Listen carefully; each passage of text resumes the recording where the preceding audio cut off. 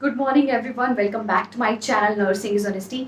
सो आज जल्दी से हम इलेक्ट्रोकन्वल्सिव थेरेपी का टॉपिक स्टडी करेंगे। इलेक्ट्रोकन्वल्सिव थेरेपी जिसे हम बोलते हैं ईसीटी।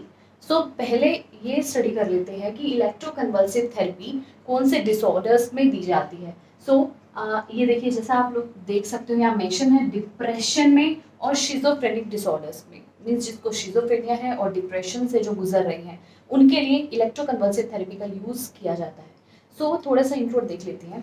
1900 से 1930 इस टाइम पीरियड के बीच में क्या होता था, जो भी मेंटली इल पेशेंट्स होते थे, मेंटली रिटार्डेड पेशेंट्स होते थे, उनके लिए कोई भी स्पेसिफिक ट्रीटमेंट अवेलेबल नहीं था। उसके बाद क्या हुआ, तो जैसे जैसे टेक्नोलॉजी मॉडिफिकेशन हुई, आफ्टर दैट क्या हुआ, एक थेरेपी आई जिसे हम बोल रहे हैं इलेक्ट्रोकन्वल्सिव थेरेपी। और इस थेरेपी की भी एक हिस्टोरिकल डेवलपमेंट है। हिस्टोरिकल डेवलपमेंट का मतलब है कि हिस्ट्री में, मीन्स पास्ट में थेरेपी कैसे डेवलप हुई। सो देखिए 1934 में क्या हुआ। 1934 में क्या हुआ, एक डॉक्टर, नेम नोट कर लेना, डॉक्टर लेडिस्लाव वॉन मेडूना। इन डॉक्टर ने क्या नोटिस किया, ये एक हंगेरियन साइकेट्रिस्ट थे, ये साइकेट्रिस्ट डॉक्टर थे। तो डॉक्टर ने नोटिस किया कि जिन भी पेशेंट्स को फिट्स आ रही हैं, मींस एपिलेप्सी की प्रॉब्लम है, उनमें शिजोफ्रेनिया डेवलप नहीं हो रहा है। तो उन्होंने क्या किया, एक एपिलेप्टोजेनिक सब्सटेंस ढूंढा। एक ऐसा सब्सटेंस अगर किसी भी पेशेंट को दिया जाए तो उसको एपिलेप्सी की कंडीशन अराइज हो जाती है, उसको फिट्स आने लगते हैं। तो उन्होंने कैम्फर ऑयल ढूंढा, कैम्फर ऑयल। ठीक है, तो कैम्फर ऑयल जब वो दे रहे थे किसी पेशेंट को तो उसमें फिट्स प्रोड्यूस हो रहे थे और वो पेशेंट शिजोफ्रेनिक डिसऑर्डर से रिलीफ हो रहे थे। तो उन्होंने कैम्फर ऑयल का यूज किया। कैम्फर ऑयल जैसे ही किसी पेशेंट को देते हैं उसको फिट्स आने लगे। तो उस टाइम पे इस थेरेपी को, मीन्स जो भी शिजोफ्रेनिया के पेशेंट्स को हेल्प कर रही थी ईसीटी, मतलब आज के टाइम पे हम इसको इलेक्ट्रोकन्वल्सिव थेरेपी बोलते हैं, उस समय पे 1934 में हम इस थेरेपी को फार्माकोकन्वल्सिव थेरेपी बोलते थे, फार्माकोकन्वल्सिव थेरेपी। अब देखिए लेटर क्या हुआ, 1934 की हमने बात करी, 1950 से 1960 की अगर हम बात करें तो इस टाइम पीरियड के बीच में क्या हुआ, इस थेरेपी को मॉडिफाई करके, इसके नेम को मॉडिफाई करके इसका नाम रख दिया गया electroshock therapy, electric shock therapy.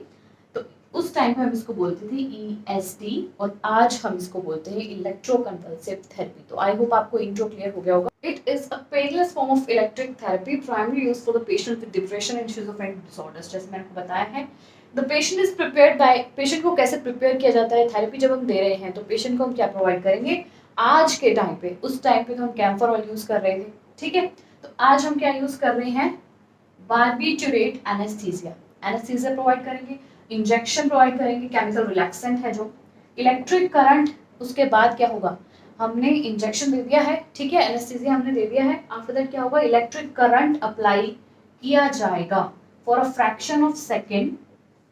और इलेक्ट्रिक करंट कैसे दिया जाएगा, थ्रू इलेक्ट्रोड्स, इलेक्ट्रोड्स के थ्रू इलेक्ट्रिक करंट दिया जाता है पेशेंट को जो जिनको शिजोफ्रेनिया है। This immediately produces two stage seizures, इसकी वजह से क्या होता है, सीजर्स प्रोड्यूस हो जाते हैं जिसे हम टॉनिक और क्लोनिक स्टेज बोलते हैं। मैं फर्दर आपको स्टडी कराऊंगी, आगे बढ़ते हैं। सो फटाफट से इसके इंडिकेशंस देख लेते हैं। इंडिकेशंस मींस एसीटी कौन कौन से डिसऑर्डर्स में यूज की जाती है, ठीक है। सो डिप्रेशन है, डिप्रेशन के जैसे कि टाइप्स है unipolar, bipolar, psychotic, postpartum depression, इनमें भी यूज की जाती है, तो ये इनमें इंक्लूड कर देना। मैं ऑरली मैंने आपको बता दिया है। नेक्स्ट है मेनिया, ठीक है, शिजोफ्रेनिया में यूज की जाती है, आप ऑलरेडी जानते हो। बट एक केस ऐसा है, एक डिसऑर्डर ऐसा है, शिजोफ्रेनिया का टाइप है हिबेफ्रेनिक शिजोफ्रेनिया, उसमें ईसीटी रेस्ट्रिक्ट है, ठीक है, ईसीटी की रेस्ट्रिक्शन है, उसमें नहीं दी जाती है हिबेफ्रेनिक। जैसे मैंने बताया है, ECT is not effective in, किन किन केसेस में ईसीटी नॉट इफेक्टिव है, नॉन इफेक्टिव है, ईसीटी नहीं दे सकते हैं, रिएक्टिव डिप्रेशन में, ठीक है, साइकोन्यूरोसिस, हिस्टीरिया एंड एंजाइटी डिसऑर्डर्स जो होते हैं उसमें भी हम ईसीटी नहीं देंगे। हिबेफ्रेनिक शिजोफ्रेनिया में हम ईसीटी नहीं देंगे और ड्रग डिपेंडेंस में भी हम ईसीटी नहीं देंगे। सो आगे बढ़ते हैं। सो अब देख रहे हैं technique and method of giving ECT, ECT को किस तरीके से हम दे सकते हैं। सो पहले क्या होता था, ईसीटी डायरेक्टली दी जाती थी। हम किसका यूज कर रहे हैं, एट्रोपिन सल्फेट का, जिसको हम सबक्यूटेनियसली देते थे 0.6 mg to 1.0 mg milligram. Half an hour before the treatment, जब भी ट्रीटमेंट हमको स्टार्ट करना है, ECT हमको प्रोवाइड करनी है, उससे आधा घंटा पहले, half an hour before the treatment, हम सबक्यूटेनियसली क्या प्रोवाइड कर रहे हैं, एट्रोपिन सल्फेट, ठीक है। और अगर हमने सबक्यूटेनियसली नहीं प्रोवाइड किया है तो हम इमीडिएटली भी प्रोवाइड कर सकते हैं इंट्रावीनसली बिफोर द ट्रीटमेंट, ठीक है। तो इससे क्या हो रहा था, एट्रोपिन सल्फेट से वॉमिटिंग रिड्यूस हो रही थी, पेशेंट को वॉमिटिंग की प्रॉब्लम नहीं हो रही थी, साथ ही साथ जो डिसओरिएंटेशन है पेशेंट को, उसका टाइम पीरियड इंक्रीज हो रहा था। जब हम सीजर्स प्रोवाइड कर रहे हैं, फिट्स प्रोवाइड कर रहे हैं, उसके भी काफी टाइम बाद भी पेशेंट जो है डिसओरिएंटेड रहता था, ठीक है। तो डिसओरिएंटेशन का टाइम पीरियड इंक्रीज हो रहा है एट्रोपिन सल्फेट से। बट जो एंजाइटी है उसको हम रिड्यूस नहीं कर पा रहे थे, एंजाइटी को रिड्यूस नहीं कर पा रहे थे। अब बाद में क्या हुआ, जैसे जैसे ECT को मॉडिफाई कर दिया गया, मॉडिफिकेशन के बाद हम क्या दे रहे हैं, मॉडिफिकेशन के बाद हमारा मेन फोकस किस पे होना चाहिए, एंजाइटी पे, क्योंकि इस थेरेपी से पेशेंट को बहुत ज्यादा एंजाइटी होती है, तो एंजाइटी को हमें रिलीव करना है। तो उसके लिए हम क्या यूज कर रहे हैं, एनेस्थीसिया। तो जैसे मैंने आपको पहले डेफिनेशन में बताया था, बारबिटूरेट एनेस्थीसिया हम प्रोवाइड कराएंगे इंट्रावीनसली, बारबिटूरेट एनेस्थीसिया। इससे क्या होगा, एंजाइटी रिलीव हो जाएगी पेशेंट की। मसल रिलैक्सेंट प्रोवाइड करा रहे हैं, केमिकल रिलैक्सेंट जैसे मैंने आपको बताया था, साथ ही साथ ऑक्सीजनेशन भी हम प्रोवाइड करेंगे, ठीक है। और जो ये थेरेपी है, जैसे मैंने आपको बताया पहले हम एट्रोपिन सल्फेट वगैरह ये सब दे रहे थे, तो इसमें हम क्या कर रहे थे, इलेक्ट्रिक करंट को पास कर रहे थे। ये सब एडमिनिस्टर करने के बाद जब ट्रीटमेंट मेन ट्रीटमेंट स्टार्ट हो गया है, तो अब हमें क्या करना है, इलेक्ट्रिक करंट पास कर रहे थे टेम्पोरल लोब के थ्रू, ठीक है। तो नोट डाउन कर लीजिएगा। तो आज मैं सोच रही हूँ कि वीडियो कुछ इस तरीके से बनाया जाए, जल्दी से जल्दी हम टॉपिक को कवर कर लें, ठीक है, नहीं तो वीडियो बहुत ज़्यादा बोरिंग हो जाता है। आगे बढ़ते हैं। अब हम देख रहे हैं placement of electrodes. Electric current को हमें पास करना है, तो इलेक्ट्रोड्स को हम कहाँ पर प्लेस करेंगे, ठीक है। तो इलेक्ट्रोड्स को हम प्लेस कर सकते हैं यूनिलेटरली और बायलेटरली। दो मेथड्स हैं, यूनिलेटरल, बायलेटरल। सबसे पहले हम देख रहे हैं बायलेटरली हम इलेक्ट्रोड्स को किस तरीके से प्लेस करेंगे। आउटर कैंथस ऑफ आई से लेकर टारगस ऑफ द ईयर तक एक इमेजिनरी लाइन हमें ड्रॉ करनी है। तो देखिए ये आई है, इसका जो आउटर कैंथस है, आउटर कैंथस से लेकर एक लाइन ड्रॉ करनी है टारगस ऑफ द ईयर तक, ठीक है। तो ये एक लाइन हमने ड्रॉ कर दी है, इमेजिनरी लाइन। अब इस लाइन का मिड पॉइंट हमें ढूंढना है। इस लाइन का मिड पॉइंट है ये, मिड पॉइंट से 1 inch above, sorry mid point से 1 इंच अबव हमें देखना है। तो वहां पर हमें इलेक्ट्रोड्स की प्लेसमेंट करनी है। तो यहाँ पर आपको थोड़ा सा कंफ्यूजन हुआ होगा, मैं क्लियर कर देती हूँ। सो देखिए ये किसी का भी मैं फेस यहाँ पर ड्रॉ कर देती हूँ।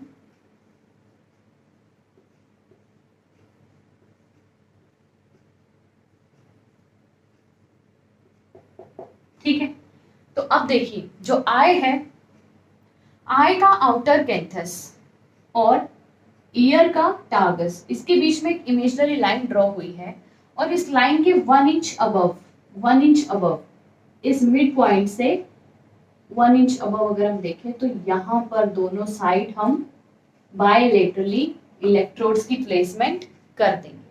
आई होप आपको क्लियर हो गया होगा। अब यूनिलेटरली देखते हैं, यूनिलेटरल हम इलेक्ट्रोड्स को किस तरीके से प्लेस करेंगे। तो वो देखिए,